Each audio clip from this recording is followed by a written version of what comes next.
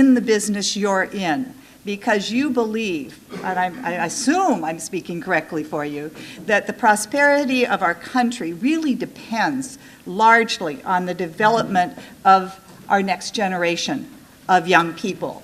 That we need to do, if we are going to do well as a city, as a nation, in the world, we are going to have to be sure that the next generation of children grow up competent to become adults and competent to be able to raise the generation after that. In fact, many of the things you deal with are the result of young children growing up under harsh conditions, having their emotional and cognitive development influenced negatively by those conditions, and now having to provide support for the next generation without having the necessary tools that they need from their own background. So that's what we're about here, is trying to improve the state of our county, of our state, and of our nation.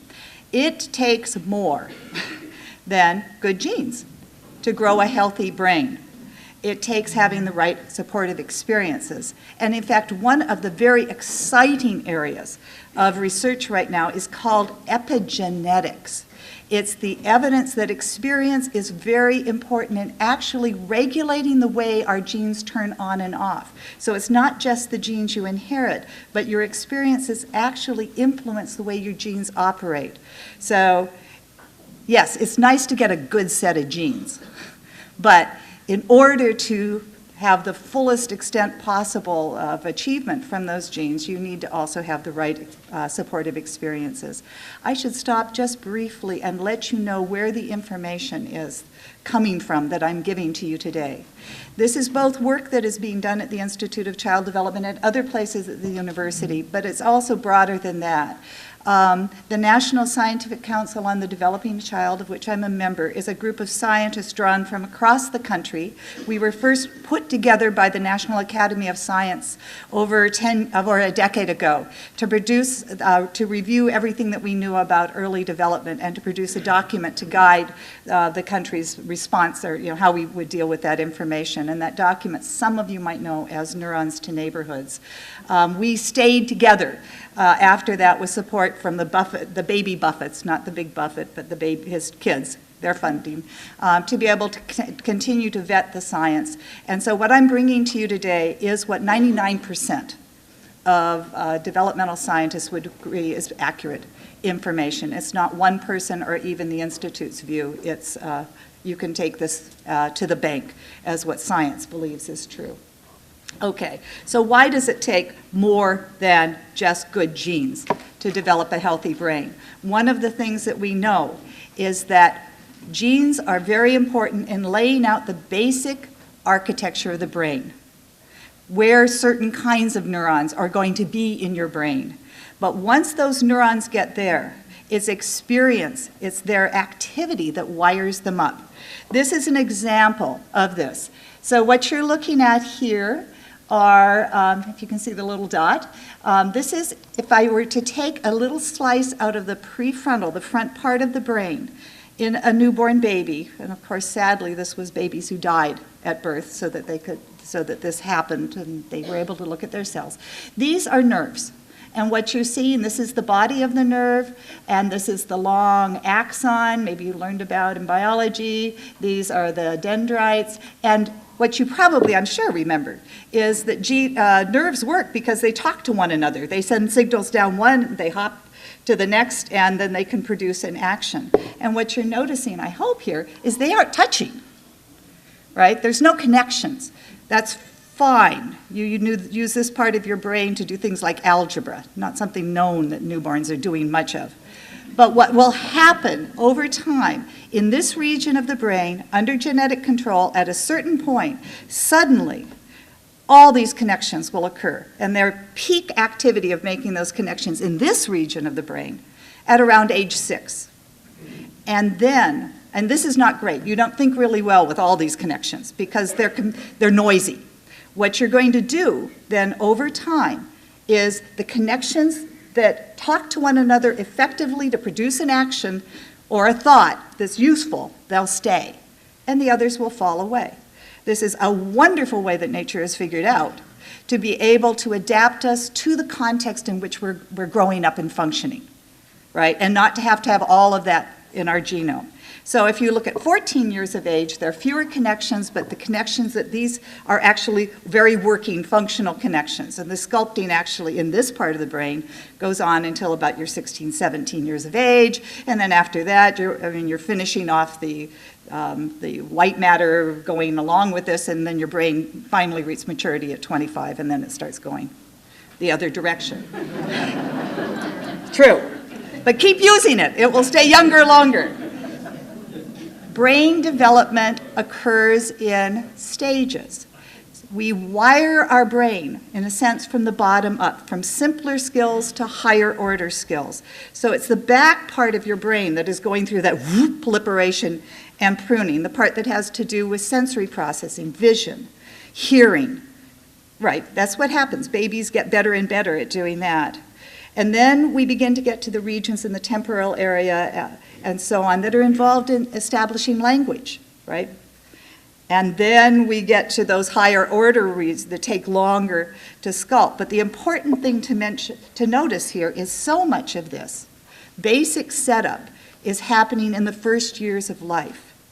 And we organize our higher reasoning based on inputs from simpler processes. Skills beget skills. We need those simpler skills to support higher order skills. So if we wait until age 6 to do something, and if these lower regions are not getting set up well, we're playing incredible catch-up to try to get the brain functioning at top speed. Okay? So if I have convinced you, I hope I have briefly, there's a longer version of this talk, by the way, which I could give to you later. Stimulation is needed to develop a healthy brain. Has to have something to think about so that it can wire itself up well. The brain will become what the brain does. And that's another thing to think about, because if the brain does fear, the brain will become very good at fear, for example. But the brain needs stimulation, and you got to wonder what nature was thinking. Human infants who really have the most complex brains are born unable to provide themselves with the stimulation that they need in order to shape a healthy brain. We can't roll over, we can't get our silly hand to our mouth, we can't even, turn very easily at birth. So without the support of others, we are really at risk for a lot of disturbances in the way our brains develop. But of course, we have evolved to be born into the context of relationships. Brain development occurs in that context. And in that context, with parents and brothers and sisters and peers, we have a rich variety of stimulation. And in fact, from that very helpless infant, right, I know many that run entire households, right? So in the context of supportive relationships, babies, in a sense, have the opportunity to regulate what their brains are going to think about. Today I'm interested in lights. I'm only happy if I'm looking at lights. Okay, I'm looking at lights. Great, great. Now I'm getting bored with lights. And now I want to look at edges. Okay. And they guide us towards what their brains are putting together in many respects. But it takes a responsive and supportive environment to provide that kind of support. And that's a lot of what you all are working on, is how to shore up families and grandparents and so on so that they can provide that supportive environment for their children. We talk about this as sensitive and responsive interaction, but you can also talk about it as serve and return, if you want to give folks an idea of what this is like. So it's like playing ball with a young child. Children serve, a smile, a fuss, a this. We return a response, and in serving and returning, we set up that kind of interaction that literally will sculpt the way the brain develops. Now, this is a natural process for children. Children will do this unless we stop returning the ball. Or in intrusive families or in situations, it may be that the adults are sending curveballs to the kid, right? The kid serves and then something gets lost and the kid can't keep it going. So what we're working with parents is, and others who are working with young children, is creating this kind of smooth serve and return. So a baby's serve is returned in a way that can keep interactions going. And of course, that's easier to do with someone that you know. I don't know if you've ever tried to play ball with a 3-year-old you've just met. It's really tough. It's even hard with one you know, but it's much better if you know what their signals mean. So it's really, really hard for kids to move from one context to another, to another, to another. This is one of the things you worry about a lot when you're in child protection, right? You may need to move the child to protect them, but please let's not bounce them from one home to the next. They can't handle that. It's really hard for brain development because they're constantly playing serve and return with people they don't know and can't get that song and dance going well. Okay, so barriers. No surprise, given this, that the barriers for educational achievement begin to emerge early. That doesn't mean they're set, but it means we can begin to see skill begetting skill, setting kids off into different courses. This is an old study, but every study that has come after it has verified this. This is about language development. And the language you know opens up concepts, right? If you have a word for an idea, you can think about an idea. So the larger your vocabulary, the larger your vocabulary, if that makes a sense. So we begin to look, this is a study that was done in 1995, at the number of words that children knew in families where the parents were not educated and were low income, in families where there was a high school education, and in families where there were college education.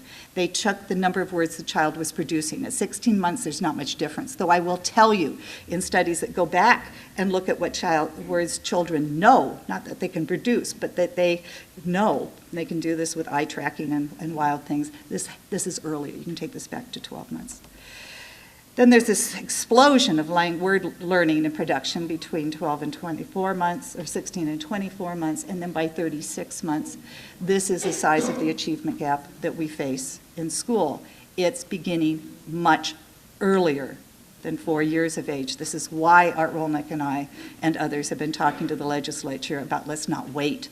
Let's try to create supportive and enriching environments for young children earlier so that we don't need to play catch up when they get to school. So, what have I told you so far? The architecture of the brain is shaped by our experiences. Brain architecture develops in the context of relationship. That kind of serve and return provides the basic experiences that literally help build the brain. Skills beget skills. Simpler skills support later developing skills. You get off course early, you're going to have to play catch up. A poor early foundation, therefore, begins to affect all that comes after, and the achievement gap begins early. Not that we can't fix it, but it begins early. Now, the next part of this, I'm going to talk about what we focus on. So much of what we're focusing on here is the architecture of memory and learning, the stuff we think that kids need in school. So we're focusing on this hippocampus that helps us remember facts and figures, the prefrontal cortex that helps us think and reason and hold things in memory, and the amygdala that tells us what's important. And these are the things that we talk a lot about. The problem or the challenge is that these learning areas are also our emotion areas. We tend to separate school learning and emotion, right? But they are intertwined. It's not that exactly the same areas are doing both things, but they're interconnections. So that if I am frightened, I shift the way my hippocampus remembers things. I remember things that are dangerous, way good. And I take offline parts of my prefrontal cortex that are there for reflection, and I shift into an act now, think later kind of mode, because that's important for survival. Experience sculpts these brain regions and tips us towards, we have genetics that also, some people are born a little more anxious and some are less anxious, but experience will also shape this. So over time, it's a balancing act. If our experiences have tended to be positive, if they've tended to show us that the world is a safe place, then when given an ambiguous situation, we will more likely see the positive components of it. But if the world has told us that our experience have told us the world is a dangerous place, then we will shape the regions of our brain that help us to detect danger, and they will operate at a very low threshold. They'll kick in, and they will shift us from a reasoning and reflective mode into an act now, think later mode, it's important. Nature isn't out to get us. This is really important. If you grow up in harsh situations, you may need to have that. But you also would need the opportunity to shut that down if you were moving into a learning context. And it would really help teachers, I think, to understand that this child that is wild and acting out, they may need to work on helping that child feel more and more protected so that that child's brain doesn't shift into that. There's a different way of coming at it that neuroscience is beginning to lead us to think about. Now, everything I've told you should make you like totally anxious about negative, harsh, stressful things. But before I get there, I want to talk about 3 levels of stress, because there is positive stress. We do not want to bubble wrap children, right? That having some degree of challenge, of failure, of being anxious and worried a little bit about things, and learning that you can manage them with the support of the people around you is very important for resilience, as Anne will probably tell you. It's also possible to think about tolerable stress. These are very highly stressful contexts for kids, ones that, given our druthers, we would not want them to have to go through: death of a parent, being in a car accident, some natural catastrophe. But again, as Anne is probably going to tell you, these can be tolerable if there's a good supportive care system around the child. And in my own research, I've shown that, in fact, the stress hormones that sculpt the brain actually stay fairly quiescent in young children under even high stress conditions with supportive care. It blocks the production of those. What we're worried about is toxic stress. That's the activation of the stress systems of the body that frequently and at high levels in ways that will then lead to a sculpting of the brain in challenging ways. And I don't know what happened to one of my slides. I'm a little confused here, but we'll see if I can find it. We know the kinds of situations that are likely to give rise. They don't necessarily give rise to this, but neglect, abuse, exposure to violence, these are the kinds of high-risk situations where if we could provide that supportive care, we could probably block the activation of these stress systems. But in the absence of that care, or when the very people that are there to provide support are also scary, there's the conflict, right? Then we see that these are the situations that have pretty powerful effects on brain development. And one way to look at that is to look at when kids fall behind on their developmental tasks.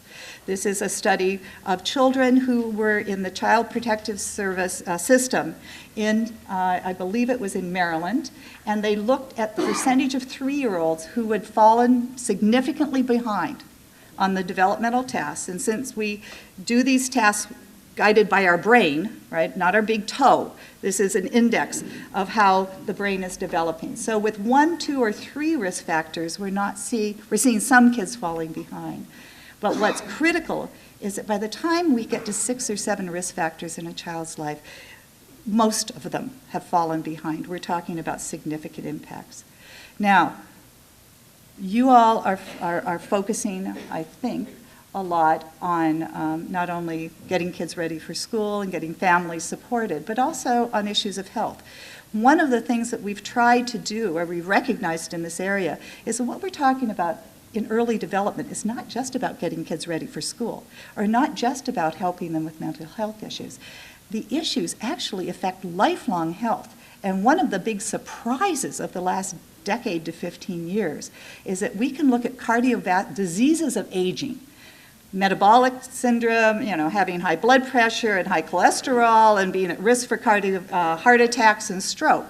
And we find that that actually is linked to the level of unsupported, level of toxic stress that you were exposed to early in childhood. Now, there are other factors as well. So if you get a heart attack, it's not because solely you were exposed to toxic stress. But just like any other risk factor, smoking is a risk factor for lung disease, right? Doing it or being exposed to it increases the odds. And what we've seen, and this is a huge study done in California with people who had health care, this is a Kaiser Permanente health system, is that if they had 0, 1, or 2 adverse experiences in their childhood, not much of an increase in risk for cardiovascular disease.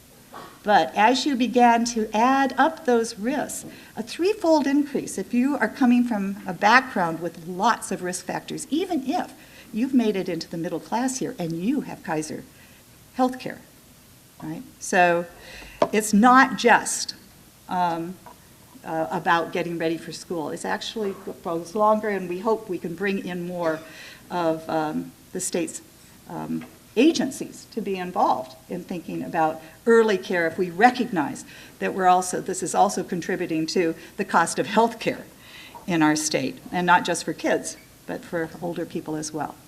Okay, how do we get these connections? It's not just magic. The research on stress and stress biology helps us understand how these connections, some of these connections may be made. One of the things now that we're very clear on, at least in animal models, and since we probably weren't dropped out of some strange place, the evidence we're getting on humans, which should not be as detailed, is following suit. And what we know now is that the hormones that are produced when our bodies are under stress literally change the architecture of the brain. So here's an example. What you're looking at here is a normal pyramidal nerve cell from either the hippocampus, that area that helps you remember things, or your prefrontal cortex, the reason that helps you plan and regulate your behavior. This is what it would normally look like, and I want you to focus on the fact that it's got a lot of nice little connections. This is what it looks like under chronic stress. So in animals where you have stressed them every day for 2 weeks, or just put the stress hormones into the brain, you lose connections. And if we were to look actually on the on these and see those little knobby things, that's what a synapse actually looks like. You've probably heard about synapses. Those are the points of connection between cells. So you can see this one's got all sorts, and what's happened here is they're gone. Now, nature doesn't hate you. So the reason that this is happening is these stress chemicals are toxic potentially to brain cells. They rev them up and make them work really hard, which you need to do when you're under stress, but you can work so hard that you die. And so what is happening here is under chronic stress, you're actually pulling back synapses to protect the nerve cell. And then if you get out of stress for several weeks or a month, this is the reason you need vacations, guys, these connections will come back. Now, this is what happens in an adult. In an aging adult, it's harder to get the connections back. And in a young child, remember, skills beget skills. So if the brain is organizing itself on top of cells that have been retracted, it's not processed, and it gets built in to the system in a way that will lead you to have trouble holding on to reasoning ways, rational, reflective ways of operating. Now, remember that little pink thing amygdala I showed you? That's an emotion processing center in the brain. The opposite effect happens there. You actually increase the number of connections that you have under chronic stress, and it doesn't go away. So what the brain is doing, right, is if your life is stressful, you're increasing your ability to detect stress and to react to it quickly. Okay? So we know that these are problems for young children. This is data from my own lab, as well as a lab in Delaware and in Oregon. I've been looking at children adopted from orphanages, and my friends in Delaware and Oregon have been looking at children in Child Protective Service system. And what we know is if we look at middle-class toddlers and the levels of this stress hormone, only about 5% of them on any given day look like there's something going on with that system, and that's probably just noise. What we see for children who are neglected is that about 30, sometimes 35% of them show a frank disordering in that system, indicating that they're under chronic stress of the kind that could shape the brain in this way. When we've looked at children who have been adopted out of orphanages, we look at them 10, 11 years after they've gotten into their upper middle class families who are doing everything for them. So they came from deprivation early. We look at them years later after all kinds of support. We've looked at the size of the hippocampus, that region, remember, that was retracting under chronic stress. And what we see is These are Minnesota controls. These are children adopted between 4 and 12 months of age, and these are the ones that didn't get to supportive families until they were 1 to 5. So years later, we're seeing the signature in the brain that now, there are many ways of getting around this. You can learn to use the brains you have more efficiently, and that's also what we seem to be seeing. Many of these kids are learning strategies and ways of getting these problems done using their brains more efficiently. But we do think we're seeing the impact being carried forward for a very long period of time. And we also know that stress, I should get done here, stress impacts the immune system. We got to get to that cardiovascular disease. Some of you may have gone to the doctor and they've checked your C-reactive protein levels as a way of looking at whether you've got running low-grade inflammation, which we know with aging is a risk for a heart attack. This is a study of kids in Dunedin, New Zealand. They followed all the kids. The kids in this study now are 32. They followed them over the time. They knew which children were being reared in homes that were not abusive. They knew which children had been maltreated as children and the ones that were maltreated and had developed depression. And what you're seeing is a marked increase in the presence at age 32 of chronic elevations in C-reactive protein and inflammatory measures that may be part of what's carrying forward. These measures of inflammation, by the way, again, nature doesn't hate you, but if you start to bleed, having higher levels stops the bleeding. So you're designing a body that will survive to reproduction under conditions where there's a lot of harshness. You could get attacked by a lion or, whatever it was. And you need to act now, think later, and heal quickly. But nonetheless, you're setting up an organism that is paying later in life for just trying to do basic survival earlier. So this has led to a real change in our thinking about early experiences and their role in health. There's a biological embedding that happens early in life when you're exposed to toxic stress. I haven't talked about environmental exposures, but those are important, suffering malnutrition. And this creates a cumulative burden potentially over time unless we can intervene to provide support, producing disruptions in biological systems that are important for our health and well-being, and ultimately helping explain why individuals who grow up and live under harsh conditions, lower SES, have a shorter lifespan. So how do we act on this appalling science, right? Clearly getting it right the first time would be really nice, and the better we can do that, the better off we are. Bringing the basic principles of neuroscience, indicating that early intervention and getting things right from the beginning is likely to be more effective and more cost-effective than starting later. It's also more effective for brains. It's easier to shape them. They're set to be shaped early on. Otherwise, we're retooling those brains. And for our society, the costs of remedial education, clinical treatment, and crime are enormous.